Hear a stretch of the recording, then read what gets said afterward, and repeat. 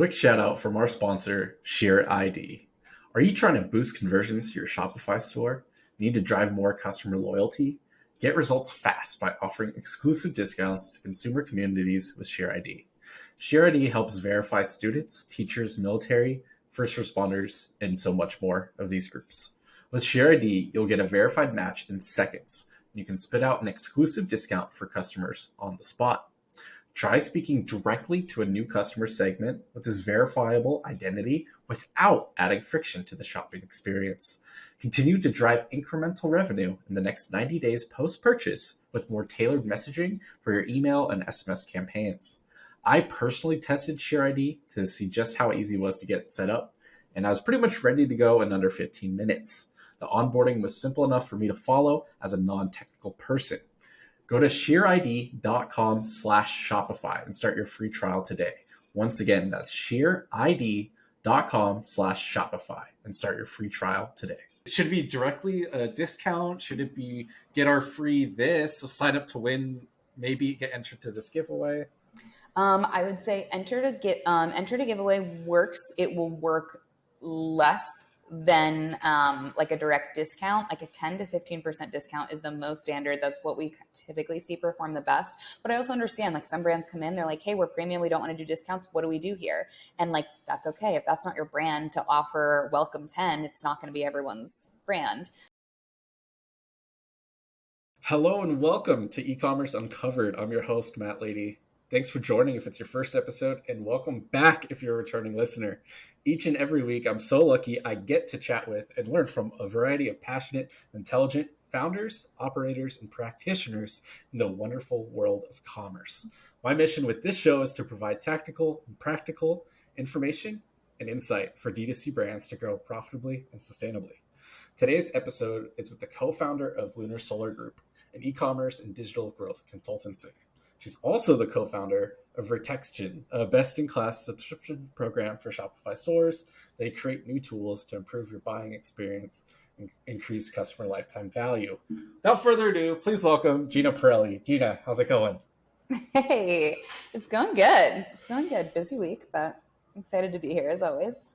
Yeah, welcome to the show. And first thing is, how do you define retention and what does it mean to you in terms for these D2C brands? Ooh, yeah.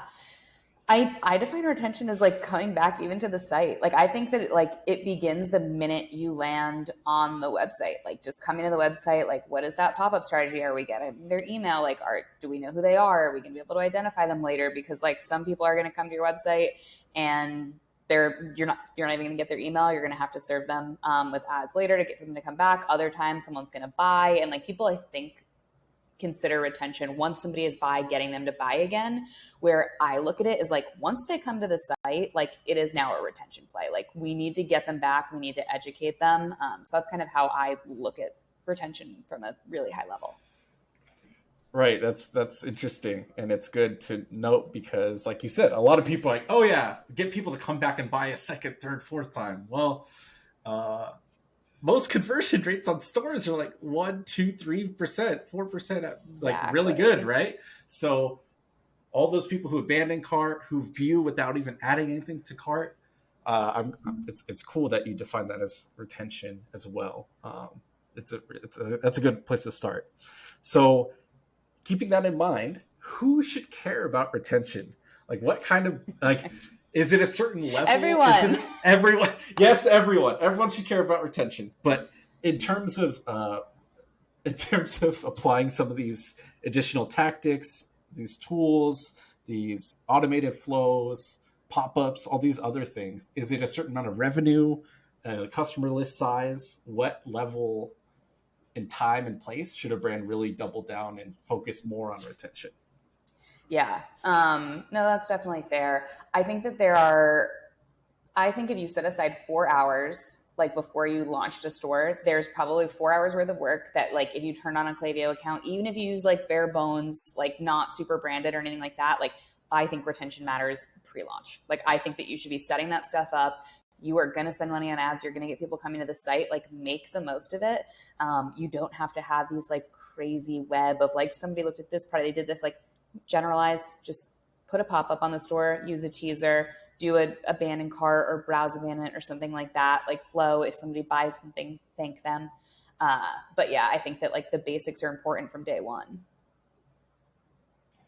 So the basics and foundational stuff is important from day one. Plain text, emails, even don't have to get too branded. So is there that's the basics. Is there any like advanced or intermediate or next level kind of things that you would recommend, especially if the brand is a subscription brand or membership kind of brand? Yeah. What are some like? Let's talk about like slightly higher level, like slightly more advanced tactics. Yeah. I guess. So like, what level and what do those look like?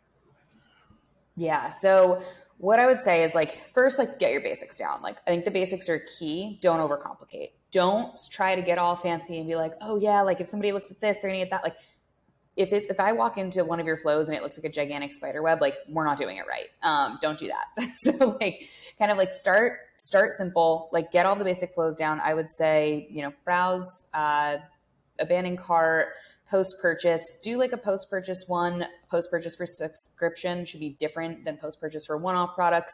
If you do have subscription, absolutely canceled subscription flow, capturing, why did you cancel, and also like ways to get them, win them back, 30, 60, 90 days, like those types of cadences, depending on your product. In terms of like more advanced things, I think that like what you can do in like campaigns with your content calendar, when you start to survey people on your pop-ups, like asking them like questions and then tying that into information later, like I could go on for days about like how crazy we want to get in terms of retention. But I think like the main thing is like make sure your basic flows are good. Once they're good and they're dialed, start rolling out like some tests on them. Tests as simple as like subject line tests. See if you can get the open rate up, a couple percentage points. Like that matters at the end of the day. Test some different creative. Don't test like orange buttons versus blue buttons. Like test the actual narrative of the creative. Like what are we saying in here? Like, is it a note from the founder, like a plain text, or like, is it a well-designed email that's educating? Focus on education for somebody who's never purchased before. Those are like some tips. Yeah, that's a great starting point. So education, if they haven't purchased before, how does that change for messaging and emails or texts for after they purchase? They're a continuing member. You want to keep serving them and adding those touch points. Like, we still care about you. We don't, just because you're a returning customer on our subscription now, we don't want to just forget about you. How do you change that from education? What types of things can we talk about? Yeah, there are so many brands out there now that I think it's important just to like, why does your brand exist? What makes you like, why are you here? Like, and that is like, some people like just assume, because especially when you're internal and you're a founder, like, people are like, I think of course everyone knows why, Retection exists, or like why I started Lunar Solar, but like, they don't. Why would they know that? Like, there's so many other solutions. Like, why did I build a different solution? And I think that people wonder that about brands all the time. And like, that's what you should be focusing on pre-purchase, is like, why did I build this? Why does this exist? What are the problems we're kind of trying to solve? And then post-purchase is really, how do you get the most out of the product? Especially if there are multiple different reasons why the product exists. Like, there might be more than one reason of what somebody should be looking for.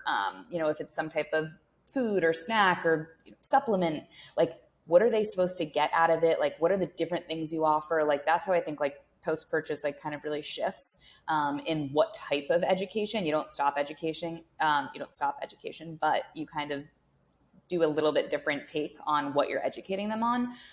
Email, you can get a lot more content across the board. SMS, educating in SMS is definitely trickier. Yeah. So the SMS education, is it just because the character limits and how much the method of communication is a text versus an email? Yeah, I think when we first started using text a couple of years ago, and it really kind of blew up. I don't know, what do we want to say? Maybe 4 years ago, text really kind of came on the scene, and people really, like 2 years ago, like everyone was like, oh, okay, of course you're doing text. That's when it really blew up. I think people really just treated it like email at first. Like they were doing the big flashy images, they were writing it out almost like paragraph style. And the more that brands started testing it, and even like, the big SMS providers that produce, like, the short content works. Like, talk to people the way that they're expecting to be talked to on that channel. Like, when I get a block, I say this all the time, but like when I get a block of text from someone, I'm like, oh boy, like this is a story. Like, it almost induces anxiety immediately. Like, no one's ever sent you a good block of text. So like for brands, like, No. right? Like, you've never opened up your phone and seen like a massive block of like, blue text and been like, this is good. Like, it's always like, Can't wait. oh no. Yeah, right? You're always like, oh no. Like when you look over at someone's phone, like on the subway or like when you're in public and you see a block of text like that they're scrolling, you're like, oh, what did you do? That's so very valid, and such a key reminder is that just because you're a business and you're using this, trying to get, I don't know, education and get people to buy your stuff, you're right next to their other messages. You're and next to their their friends, mom, their mom, exactly. their boyfriend, their girlfriend, their whatever. Like, you're right there. You are in that space. Like, you're not in the promotional tab. Like, you are in the inbox. Like, you are in where they get texts from all their friends, their group chats, whatever. Talk to them like that. The short, and like we've started to we've been testing it now. For over a year, and short messages are outperforming. Like, without the crazy big content, like, yeah, use an image when it makes sense. I get images from my friends when it makes sense. But if every time one of my friends texted me, they like sent me an image, I'd be like, you use this channel wrong. Like, go on Instagram. Like, Sir, send me a Snapchat. Yeah, yeah. What are you doing? Like, that's not how you use text. So I think it's like stuff like that people don't think about when they're using the channels, of like how people are used to being spoken to. Yeah, for whatever reason, our brain just like flips off, and you're like, oh, I'm working on my brand. I'm working on sending this professional message to my customers, and it's like, for most brands, and especially D2C brands, you're not a big brand. You're not this huge corporation. Lean into being the founder, like you're literally texting your friends. Yeah, one of my favorite strategies that we deployed years ago was on the Super Coffee account. And we had identified a couple different personas, and different types of messages would come from like, there's three brothers that are the founders, and different messages would come from the three of them. So you have like the CFO, like, and it would be like, oh, like somebody else, like the CEO would be like, oh my God, like I launched a sale, like don't tell, like the other one, like, and it was like so funny, the different personalities, the way we would ghostwrite the messages. And I was like, this makes sense for text. But yeah, so that's a big retention play. I think that SMS can be so incredibly powerful. Use it correctly. Please don't send massive blocks of text and like these huge images and the GIFs. It just does not come off authentic. Yeah, that's an excellent quick SMS crash course. So when thinking about retention, going back up a level, and email and SMS, how do we balance the two? How do we think about when to send and how to send? I know we talked about like longer, bigger messages, email, shorter, straight to the point, maybe, and more friendly in the SMS, but how should brands view email versus SMS? And let's just start there, then I'll follow up.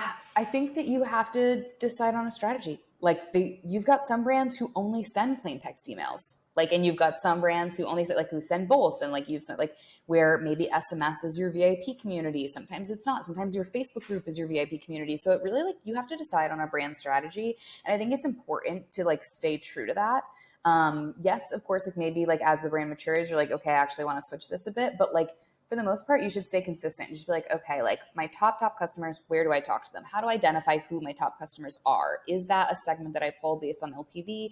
Is that something that people specifically opt into? And like, what do they get as top customers? Am I going to give them early access to sales? Am I going to give them a steeper discount on sales when I have them? Like, that type of strategy is important to identify from the start. If you were just starting out, you're a smaller brand, you have a smaller like customer size list, then like you can just kind of be like, okay, like we're going to, do this on email. We're going to send 1 to 2 emails a week, 2 text messages a month. And like the text we send, you know, the content should differ a bit. Like there should be, you shouldn't be sending like a text and email on the same day about the same thing, unless it is like a high priority like launch that people are waiting for, that you want to make sure everyone has visibility on. Cool. So then how, in terms of these other metrics, in term tracking about email and SMS, there's open rates, there's click-through rates, there's revenue per recipient, all this sort of stuff. Like, I don't, the benchmarks are so wildly varied depending on industry and size and all that. So I'm not gonna make you tell me what's the benchmarks for it, like, you know, the definitive benchmarks. But how should we think about metrics and tracking results when we're thinking about these two retention channels of email and SMS? Yeah, I think like the way I look at it is like it is a funnel at the end of the day, but it's a funnel in terms of like deliverability is like the number one thing. So like when you go to send an email, if I send an email to 100 people and I'm delivering at, you know, 98%, that's still high. My email, so like now I just went from 100, now I'm at 98. Now I have an open rate of 20%. You know what I mean? Like now I'm down to like 19 people have opened my email. Then I've got my click rate. So then how many people of that actually click my email? So then if my click rate is like based off that, so then, you know what I mean? Like maybe I got 5 people now that have clicked my email. They've actually made it to the PDP. Now what's my conversion rate on the site? So like you think about it and it is like this funnel of like, and you need to optimize every single step of it. So like you can get more people to the next like phase, the next phase, the next phase down. That's how I look at email and SMS. And like every piece is important, but like you have to start at the top. Like, do you have good domain health? Are the emails getting delivered? Are they going to spam? Going to the promotional filter is not bad. Like what happens, I think a lot of brands, they're like, how do we get in the main inbox? How do we get in the main inbox? Your like content emails that are full images should not be in the main inbox. People will unsubscribe immediately. People don't want them there. Every now and then, if you send a plain text message from the founder, you know, once every couple months and it goes into the inbox, perfect. You're doing incredible. Like that's how you should be running it. But that's how I started to think about it and like optimizing every step. And then like once you get into open rate, that's when you're like testing different times of day, different subject lines, like what's my preview, like all of that stuff. And then, you know, you test like different creative to optimize click. And then are we driving them to the landing page? Like there's so many apps now. Are we driving them to a pre-populated cart? Are we driving like, and then testing all of that stuff. You can't test everything at once, like isolate, test, optimize, move on. Yeah, just like the movie that came out earlier this year, Everything Everywhere All at Once. You can't test everything all at once. You got to do one thing at a time.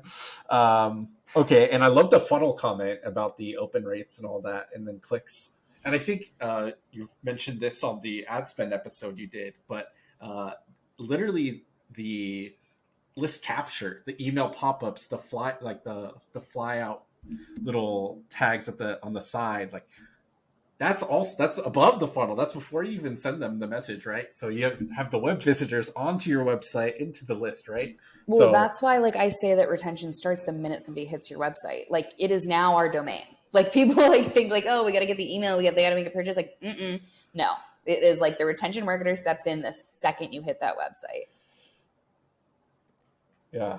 So then how, speaking of that, so what kind of things would you recommend in terms of your pop-up or the sign up for the email list? What are generally good starting places in terms of that offer? So you should test your pop-up. Not enough people do. It's very easy with Enclavia to A/B test the pop-ups. Like you need to be testing that. What I would say is if you see submit rates in the single digits, like 6-7%, that is good. Test it. If you haven't tested it, you can probably go up a little bit. When we started seeing people adding like the teasers, which is like when the pop-up is closed, it has a little tab on the side that'll say like save 10%. That we're seeing a lot of brands trend higher in like the 9 to 12%. So like you can get that up, like pump those numbers up. But yeah, what was the original question? Like just like about like what to do and how to test them. Yeah, what are the good starting points in terms of the offers? Yeah. Like, should it be directly a discount? Should it be get our free this? So sign up to win, maybe get entered to this giveaway. I would say enter to giveaway works. It will work less than like a direct discount. Like a 10 to 15% discount is the most standard. That's what we typically see perform the best. But I also understand like some brands come in, they're like, hey, we're premium, we don't want to do discounts. What do we do here? And like, that's okay. If that's not your brand to offer Welcome 10, it's not going to be everyone's brand. That's when I think a discount, sorry, not a discount. That's when I think a giveaway, a gift with purchase is also great. I do love a good GWP. Like I'm big on that. I think that that is awesome, especially when you have like something that you can add, like a smaller piece of like merch or something like that, that just kind of like ties it in. Whatever the product is, I think is important. Like if you're a supplement company or shake company, like doing the shaker bottle or like something that like you can tie in and do. A quick reminder from our sponsor, ShareID. Find your next lifetime customers by providing verified discount codes based on occupation or life stage. Speak directly to veterans, students, teachers, first responders, and continue to tailor your messaging to them in the future with post-purchase emails and text messages. Make them feel seen with your brand by using ShareID to seamlessly verify their email in seconds during the purchase process. Go to shareid.com/Shopify and start your free trial today.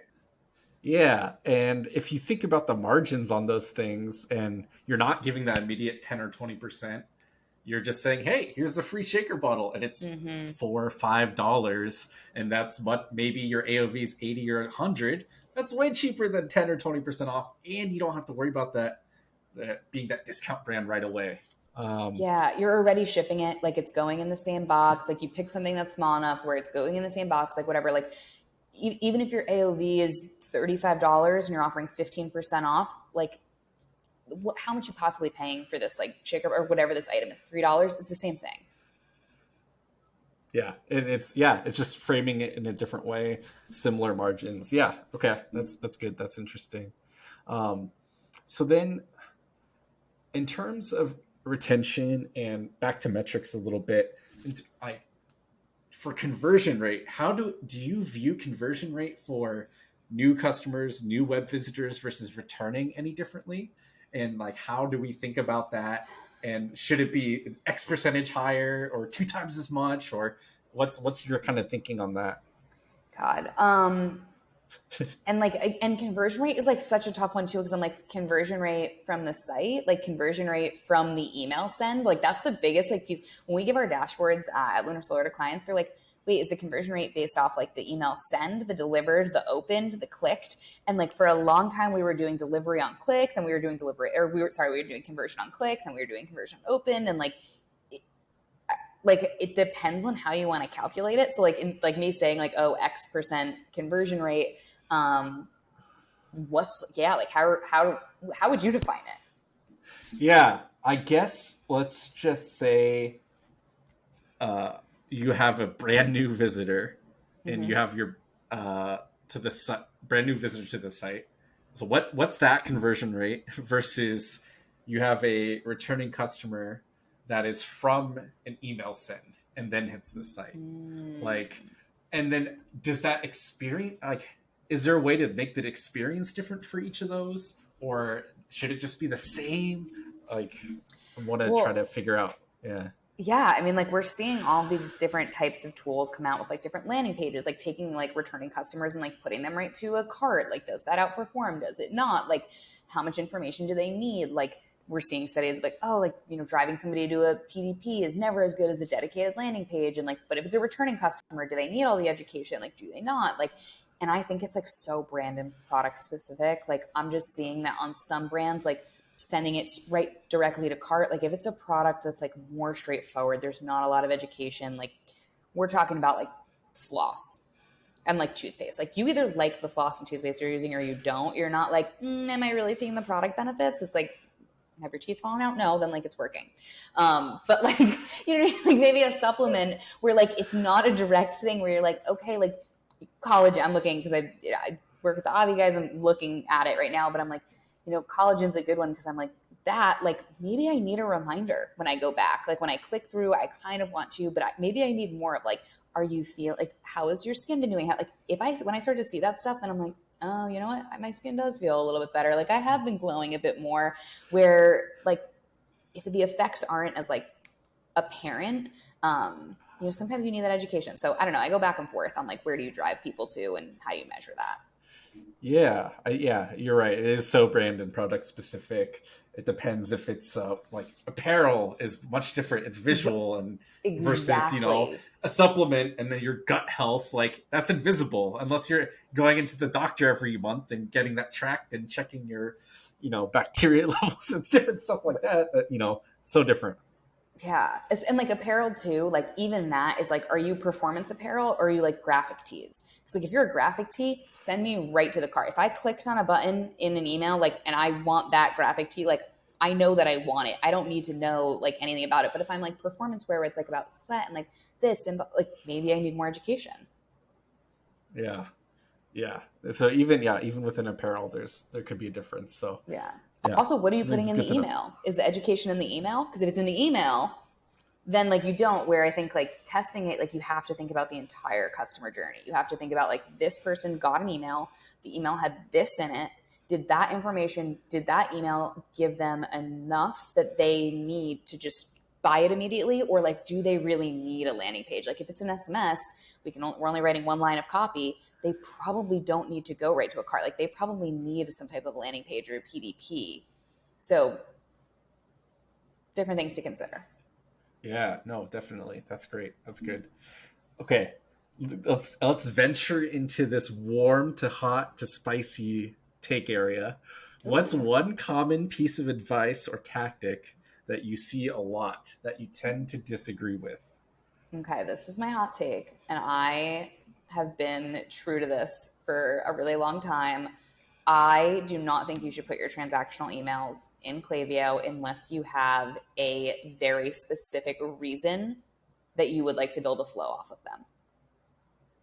I think that just moving all of the transactional emails into Klaviyo muddies the information and data that you have. It ruins a lot of the benchmarks where like we know you should be driving 20% of revenue from like Klaviyo. Like that's been the benchmark for years. Like that's what we're all going after. That's off their marketing emails. Like if all of a sudden, like let's say that you have subscription and you have your upcoming order email firing in Klaviyo and you're like, yeah, I'm hitting 20%. I'm like, it's all like that email is not driving sales. Like I've had a couple of people be like, well, that's our best performing email. And I'm like, because it's an email that fires 5 days before, 3 days before the subscription goes out. Like, of course it's driving revenue. People open it and they don't do anything and the order goes off. Like it's like stuff like that, like kind of drives me nuts. Like, but if you're going to do something with that email, like, and you know that, and you're aware, you're like, hey, the reason I moved this into Klaviyo is because I'm going to build a flow off of it. And I'm going to remind people on the third day. And then I want a second one, if they didn't open that email, to go on the second day. And then I'm like, oh, genius, brilliant. That makes sense. Move it into Klaviyo and do that. But don't just move it for the sake of moving it. Okay, no, it started off spicy, but I think I think it's more mild the more context you gave to it, and I think that makes a lot of sense. That's I don't know. yeah. People like will fight me on it. Like it is a hot take. No, good. I mean, I'm glad you shared it and weren't afraid to, because I definitely see where you're coming from. Transactional emails highest performing. Well, duh. Okay. Yeah. Okay. And then yeah. like too, they'll be like, well, I moved it because like I was blind on the deliverability. And I'm like, oh, I'm sorry. You think a platform that only sends transactional emails has worse deliverability than your marketing, where like you think that a 20% open rate is good, as opposed to like why would you switch it to that domain? Like it just, yeah. So those are my hot takes. Yeah. Okay.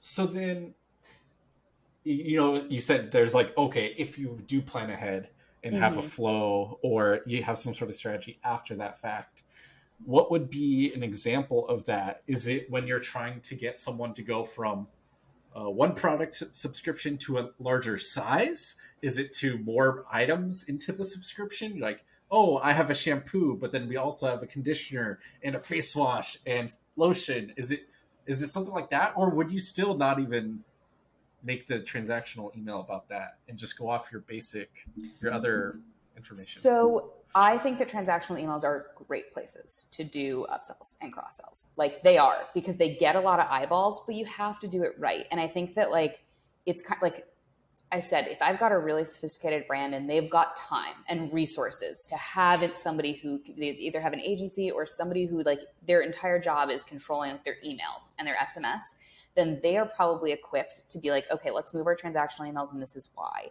And in our upcoming, subscription email, we are going to put upsells in it with like quick actions where like they can add extra products to their upcoming order. I'm like, boom, brilliant. That makes sense. You should do that.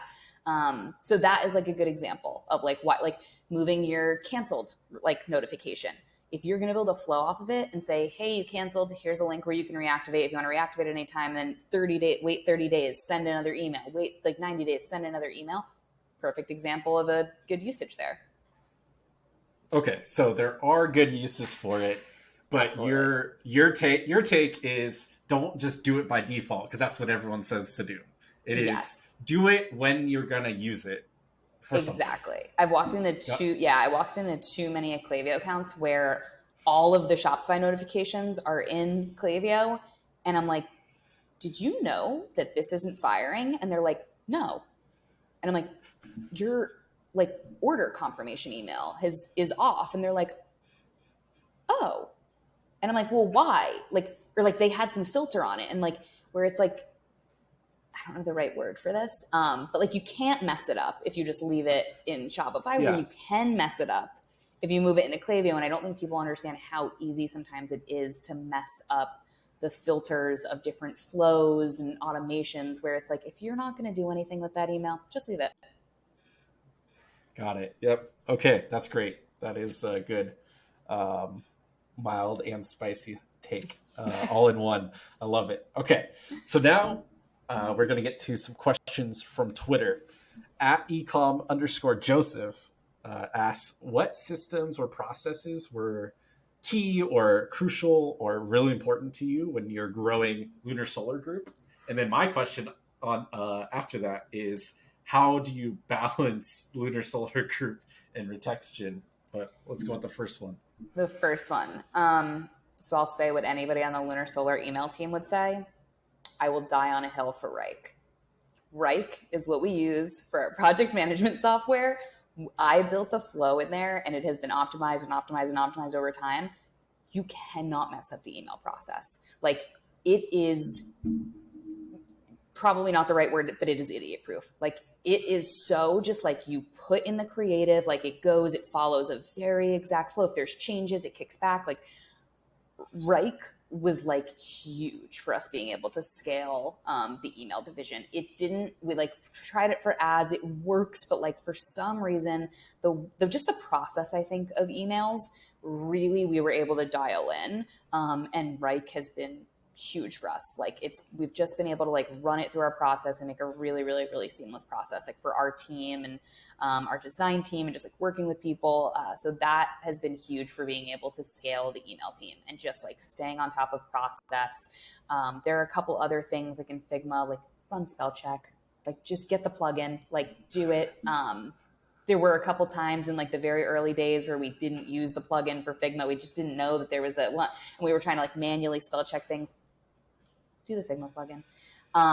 What else is like in terms of scalability? And then it's just like have distinct roles. Like when you're a small agency, if like you're one or two people, like obviously like you don't have like the hierarchy, you're kind of just doing everything. We grew to a point where like we have an analyst and a manager on every account, and like the analyst is responsible for building emails out, like briefing things. The manager does QA, high level strategy, like they're the main point of contact. And I think just defining those roles, as much as like nobody ever wants to take the time to like go through the job descriptions and like make sure like it seems really structured, but it's really important to understand what everybody is responsible for. So does that answer the Lunar Solar part? It does. No, Okay. it sure does. Yeah, no, that's great. And it's Rike. Is that WYRKE? WRIKE. Yeah. So that's Rike, and then spell check for Figma plugin. Got it. Cool. And so. No, go ahead. Oh, I was going to say balancing, if you want to get there, unless you Exactly. Okay. No, that's exactly where I was going. So how do you balance between the two? Because you have the service side, you have clients, you have a lot of human people, and then you have this Shopify app and this platform, and this, it's much different than running an agency consultancy. It's so different. What's that been like, and how do you balance the two? Yeah. So Lunar Solar, I think, is a bit larger than most people think. We don't talk about, I'm like the worst at like personal press. Like I'm so good at marketing everybody else's brands that like people are like, when they find out how big Lunar Solar is, they're like, I've had a couple friends recently walk into the office and they're like, Gina, this office is huge. Like who works here? Like how many employees are there? And people are kind of blown away that like Lunar Solar has like 90 employees. We bootstrapped it, back in 2018, and like we've never taken any money for it or anything like that, and we grew the teams out, and it's 90 employees, so there's a decent amount of structure there. When we first thought about doing Retection, it wasn't even a year ago. It was like it was like one of those things that like I was sitting here, we had done some smaller apps, so like we had done No out of Lunar Solar, and like that didn't eat up a lot of my time. Like, like the developers kind of built it. We knew what the vision was. Like they built it. We were able to sell it. Shopify opens up the subscription API. I see some of these other like people moving in the space. I'm not like loving what I'm seeing. I understand the opportunity there. I've been trying to like piece together everything for so long that I was like, there cannot be somebody who's like more equipped to like understand this the way that I understand it. Like I need to do this. I also like, I tell the story all the time, and like I think Piercy gets mad, but like he tricked me. I did not know that we were building 100-person agency. Like I thought that we were going to be like a 20-person agency at most. And like I feel like I woke up one day and I love the team. Like I am so grateful that I was able to build out this CRM division. And like when I told them like, hey guys, like I really want to build this app, like everyone was so supportive, and they were just like, okay, cool. Like, what do we have to do to get you off client calls? Like, what do we have to do to get you off this? Like, how do we free up your schedule so that you can do that? And it was a phased approach. Like at first I was like, could I get off the client calls? Like I was like on 30 hours of client calls a week. So then it started to be like, okay, like we like looked at the client list, and I was like, all right, anybody who doesn't pay us like over X amount, like I'm not going to get on, like I don't need to be on those calls anymore. It's a small retainer. You guys have that covered. And then like we kind of dialed it back, and then I was like, all right, the bigger ones, like I'm only going to get on their like monthly, reporting review calls. But then like I started like doing this thing where like I always used to be camera on, and then I would like go camera off, and like it was like like I started to kind of like disappear into the background, and I was like, does the agency run without me? Like if I put in enough, we promoted two of the girls who just are like my absolute like right hands there as associate directors to kind of step up and manage the team. And it was a phased approach, but we were able to do it. And it's been awesome. And I'm down to probably like 3 hours a week on Lunar Solar meetings, which is like I sit in this office, so I get to like see everyone, which is nice. Like like I get to have lunch with people. Like I get to like see, like when I walk to the bathroom, I get to talk to everyone. So I still feel like I'm a part of it. Like I'll never not be a part of it. It's like my first child, but Retection is my main focus now. It is building tech is hard. It's really hard. Like it is so hard. The team at Retection now is like 27 full time. So like I've got 90 at Lunar Solar and like 27 at Retection, and like I've learned so much about how to hire and how to staff, and like just the mistakes that we made at Lunar Solar, just the staffing things. When I like looked at that and like how was I actually able to delegate and like step out of the day to day and like remain like the company? Like how is it able to like actually maintain and like hold that? And so that's been like a huge thing that I had to learn over the last like year and a half. But yeah, that's how I balance the two, is that I am pretty phased out of the day to day. I just sit on a couple hours of like actual like strategy meetings. Like anytime we have different benchmarks. So like if an account like for some reason like drops performance or whatnot, like I'm brought in immediately, like that type of stuff. Like it's flagged to me, where I meet with the directors 3 times a week and like kind of go over all of the accounts and make sure that everything is still dialed. Sweet. Yeah. And so, yeah, like you said, building tech is hard. I have never built an app, but in a past life, I helped project manage website designs and builds. And so talk to developers and clients and designers and translating that for them. I know how difficult just make the button do this. Like, just simply do that. It's like, well, no, that's not what we agreed to in the start. That we built it this way. So, like, what has been a big surprise between building the service team out, and then now building the tech out? What's like a big like, whoa, that's how this works, or this is like the big challenge, or Yeah. Okay. So yeah. with services, like, and you know what? It's the people that you have, like, not like where sometimes it's just like, oh, you can't get that done, hire more people. Like, oh, you want it to move faster, like hire more people. And like, you just like, you know what? It's true through and through, but I think I thought it was going to be different. Like, it's the same when you're spending money on Facebook. Like, you can't just scale something. Like, you can't just walk in and be like, okay, well, I'm just going to hire 100 people in a month and like, we're going to work faster because I have 100 people instead of 5. Like, you have to grow into that stuff and scale it. And like, God, like what the learning curves, like some things have just been so different. I think at the services like side of things, we were able to get around it for like much longer, like without hiring super senior talent. So like Pearson and I were able to be the oldest people in the room for the first like couple of years without there being an issue. Like we were able to go in and like kind of set the standard and like figure it out. Like we were both really good at what we did respectively. He's really good at acquisition. I was really good at retention. Like we were able to build those teams where like with a tech play, like I'm not an engineer. Like immediately I had to be like, I need to go find a bunch of engineers who are way smarter than me. And you need to decide how smart they are and like who is the leader and like who is this. And like we hired a team and you know, I even recently I brought in another VP. So like I've got our CTO that we've worked with forever. And like, as we started to scale, I was like, we need even more senior leadership. So something I wish I did sooner at Lunar Solar, but again, we were able to get away with it for so long, was not hiring people who were much older than us, that had more experience than us.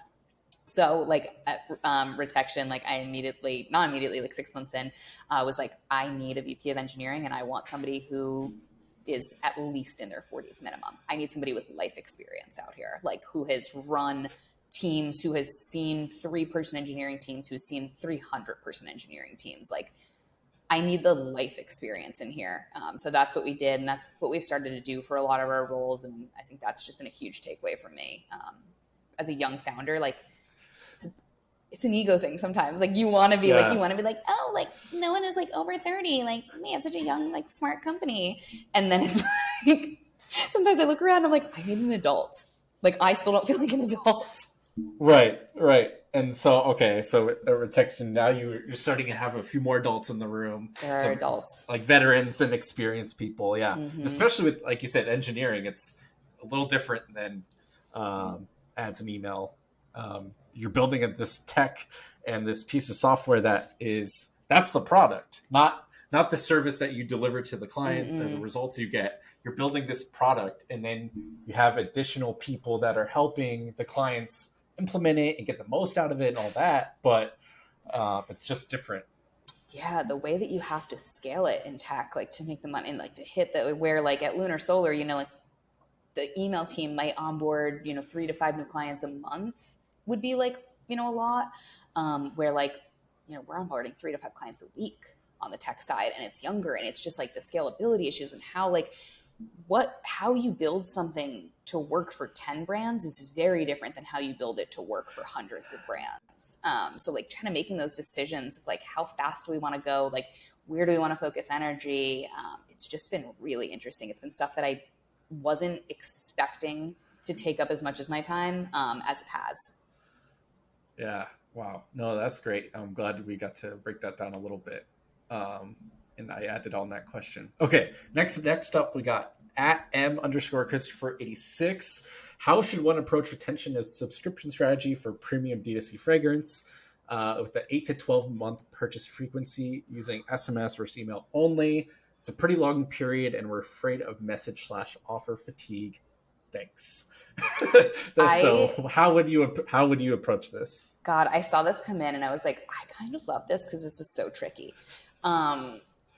It's hard. The subscription on the long tail is hard because it's like, especially a product like fragrance where like that is the average, but you've got, and I'm just going to generalize, let's just say it's female. Like you've got the girl who every morning is like, who's going to like rip through it in 2 months. And like, you've got the girl who's like spray, like done. And like who forgets most days and like just is wearing deodorant. So like, that's me. And so like, it's just like 2 very different people. Like, I think that I maybe have not gone through my perfume bottle that I look at every single morning, in like over a year. where like it's a tricky one. And I think that not over messaging, but while staying top of mind is important, because like if I go and like if I was like using this like one perfume, and then like I put it under a cabinet and I had another one, like I forget about it. So like making sure that someone's using your product, even if you used it consistently, it would take 6 to 8 months to use. Like you do still need to stay top of mind. I don't think you have to message that person every week, but I think that there should be at least a monthly check-in type of thing, where it depends on your brand and like what types of things you can get away with. But the nice thing about fragrance is there's typically a ton of ingredients. Ingredients highlights work. People love to know what they are eating and putting on their body, where like you could kind of run through, like there's going to be at least 8 ingredients in your perfume. Like you could do one a month where you're like, did you know like something about this? And it's a fun fact. It can be on text, it can be on email, whatever. But I would say that would be a good strategy of just keeping people engaged, staying top of mind, to make sure that they're not forgetting about your product, or that they haven't like switched off and, started to use something else. Ingredient highlights. That's excellent framing and perspective there. And you could take that and use that for a lot of other types, not just fragrance. So that's really neat. One thing I might want to add or ask you is, would trying to tie it into the time of the year of like, oh, graduation or your birthday or these other events, would that like make sense for this fragrance brand at all? Or would you tell them more focus on the ingredients? I think like for them, so like the thing is like I just don't need more than one bottle of perfume let's just call it every 6 months. Like I'm just not going to run through it. Like it is a hard product. Like there are certain products, like I use this example. I worked for Red Bull throughout college, and like consumption occasions are key, because the more consumption occasions that you can identify for a person, the more times that they will use your product during the day. So what we would focus on at Red Bull is like, okay, like there's like, people who use it to study. There's people who use it to work out. There's people who use it like for cards. And then you'd identify all these different types of consumption occasions. And then you'd be like, hey, like you might use Red Bull when you're partying, like, but did you know that like you could use it pre-workout? Like, did you know that you can also drink it like when you're going to study? Like, have you thought about like Red Bull on your road trip? And like all these different like use cases and consumption occasions. But perfume,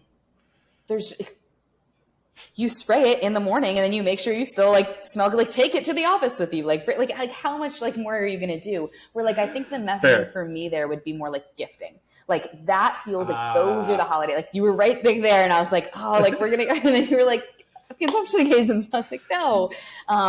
Where I think I would do gifting. Like, I think I would do gifting around like graduation times, like, let everyone smell as good as you do. Like gift your favorite perfume. And then you can do like, somebody's an active subscriber. You can do gifting promos where they get discounts to send it to friends. There you go. That's why you're the guest expert. I'm just teaming you up. You crushed that one. That was awesome. Okay, that was good. Next one it's Brian Son. How do you make sure email and SMS play nicely together and don't cannibalize each other? Put another way, how do you measure incremental lift from doing both together or one or the other?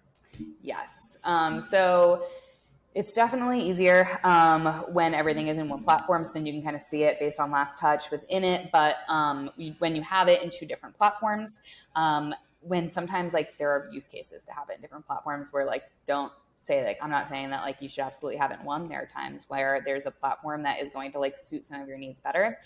So when you have it separated, I think it's important to really look at your content calendar and build your content calendar together. So a good example is like, I have brands that will work for, and they're like, oh, well, we do SMS in-house. You guys can just do email. And I'm like, but I need to know when you're doing SMS. Like, we're going to share a content calendar. I don't care. I don't need to execute, but we do need to be tied together. We need to work together. And like, you need to know that I'm going to send an email about this thing on this day. And like, if you're going to send an SMS, because a lot of people are going to be overlapped. Like, yes, you're going to have people who are just on one or just on the other, but most of the people are going to be on both lists. How you get them to play nicely together, I think it really comes down to like defining who you are on each channel and what your voice is. So like I said, like I think that like short, sweet messages work best on SMS. I think that like when they're personal and you have like a tone there and like a persona, I think that brands should identify like 2 to 3 people where it's like, hey, it's Gina, like from Retection, like blah, blah, blah. But like if I text versus Pearson text, especially when it's like a CPG round with like good prominent founders, like have a personality, shoot a quick note, like do that. And like, that is how you can be on SMS, on email. It can be more branded, like the images, the graphics, and then how to not cannibalize. That just comes down to the timing, and like what you're trying to say. I don't think that the messages, like, I don't think you should send an email and SMS on the same day. And like I said this before, unless there is a product launch and you are like making sure, and you're like, hey, this happened today, I want to make sure that everyone saw it. But that said, most of our brands, like if they have SMS and they've created like an exclusive community on SMS, we launch a day early. Yeah, that's cool. That's a good point. Yeah, so maybe email in the morning, and speaking of product launch, email in the morning, hey, quick message on SMS in the afternoon. We already sold out 50% of the new launch. Like, if you want it, make sure you get it. It might not be available tomorrow, or we're not sure how many will be left. So having a purpose for that urgency. Yeah. And you also have the purchase data on both. And like, don't be afraid. Like, don't schedule those things out like multiple days in advance and just like leave it. If you send the email in the morning and you know that somebody purchased off that email, do an exclusion list. You don't have to send them a text that like, did you see our product release? Of course they did. They bought the product. Like and vice versa. Just run the exclusions, especially for stuff like that, if you are going to hit them on the same day. Right. Okay. That's cool. That's good. Yes. Next at Ashvin Milwani from Omvi. What are some easy wins for brands when it comes to automated flows? And we've kind of touched on this. You said to talk about the basics, get your welcome flow dialed in, the abandoned cart, browse abandonment, post-purchase. But what are some other easy wins in terms of flows or common mistakes that you see that are easy, quick fixes? Like I said, do not overcomplicate it. Just don't. Make it more straightforward. And then quick wins, the simple A/B tests. The subject line tests are great. They're just easy to run. Like the data all kind of can stay. Like it just is clean. I would do those. Some KPIs to like throw out. Your first welcome email needs to be between like 45 and 65% open. If it's not, something is wrong with your welcome series. If you're seeing that at like 30%, like something is wrong. Another thing, like your first abandoned cart email, like that needs to be in the 30s as well. If that is not in the mid 30s, like something's up. Easy wins. And then make sure that the CTAs are in the right places. Like I say it, but the amount of times that I've seen, like an email and then I'm like, there was no CTA, or like it was so long and there was like one CTA at the bottom, or like it was so long and there's like one CTA at the top, then I got to the bottom. Like, you can have multiple CTAs. You don't need them every 5 minutes, but like go through the user experience. And like, even though the whole email is clickable, you need to trigger the button in people's minds. Got it. Yeah. Make it simple, make it clear. That's and cool. Don't forget about dark mode. No more question. Don't forget about dark mode. What percentage of people generally use dark mode versus light mode, or is there like it tends to affect this people more, this vertical more, or is it anything like that, or is it just more general? God, our phones flip back and forth. Like, you know what I mean? It's so easy now. Like, it used to be like a thing where like you were a dark mode person or you were a light mode person, but now it's like people. I've got friends whose it flips like when the sun goes down, they flip to dark mode. Like that's how their phone works at night. Like it's like for your eyes and whatnot, and like that's just how it's set. So I don't think that it's like, I don't think I could come out here and say like 50% of people use dark mode. I don't know. If there might be stats on it, like there might be a way to track it, but I just would say like make sure that you're testing in dark mode. That is like a big thing that I see is like brands, they built the emails a while ago, they didn't think about what it's going to look like on dark mode, and then they get it and there's like these like weird spacings, and it just because they're using image based, but then they've got like HTML like spaces, and it gets funky. Yeah. Okay. Cool. Don't forget about dark mode. And this is no more Twitter questions. I was going to say at Matt Lady for myself for the last one, but that was kind of cheeky. So last one is for subscription brands. Where do you start in terms of, do you have like a figure or like a best practice for like the discount for subscription versus single time purchase? Like, the single time purchase is $30. Subscription, sign up and get it every month for 10% off. Or is it 15? Is it 20? Like, is there a big difference in variance in that? Or is there kind of a standard? It just depends on the brand. It depends on the product. You know what I don't think we see enough of that I want to see more of and I want to see testing around is percentage versus dollar amount. Ah, I don't think that we're doing it enough. And it is just kind of interesting. Like, and it depends because like sometimes like 15% off sounds like a lot, but then you realize it's $3 where like $3 like might not perform as well. But I don't know, like the higher AOV ones, like I think if your AOV is like above probably like $60, it's worth a test on that of like, should you be offering, $7 off or 15% off or, whatever the math comes out to. But yeah, the most common what we see is like the 10 to 20. A lot of people sitting at 15. I think that something that we're trying to get around is that a lot of people sign up for subscription and then churn immediately because they want the discount. Some people are like, well, can you do like a minimum cancellation? Like, well, now it's illegal in California and like it's about to be passed in a bunch of other states. Like, no, you can't. You need to allow people to cancel their subscription. wow. Yeah, I don't think enough people know about that. That's news to me. Yeah, it's like a question like all the time, like why don't you have cancellation windows? And I'm like, do you have customers in California? Like how are you identifying? And like also like with laws like that, we just saw a lot of it in SMS. It's like, God, if somebody didn't put in their billing address as California, but then they go to California, and like, are you constantly checking for that stuff? And like, how are we monitoring it? And it was like one of those things as a tech platform, I was like, I'm not taking on this risk.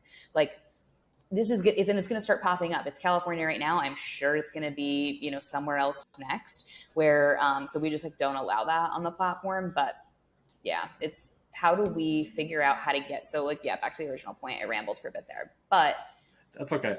Like, how do we offer a discount on subscription, but like protect ourselves from people immediately canceling?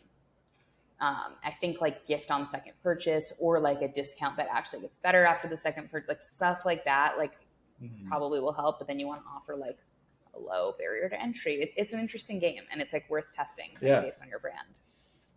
Oh, that's fun. That's a good way to end to get people thinking about that. So Gina, thanks so much for your time. Where do you want to point people to if they want to ask you questions, they want to hire Lunar Solar Group or sign up for Retection? Yeah, Twitter. Twitter's a great place to always like get in touch with me. I try to do my best to go through my Twitter messages. Sometimes I do hate that I can't like mark them as unread.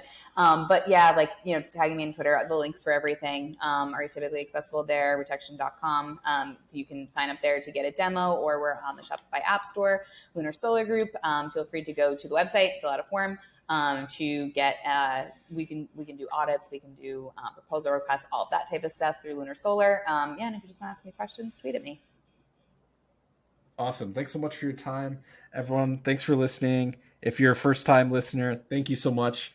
Leave a rating and review or hit a follow, hit subscribe, hit those fun buttons. If you're listening again, hopefully I will catch you again next week. Thanks.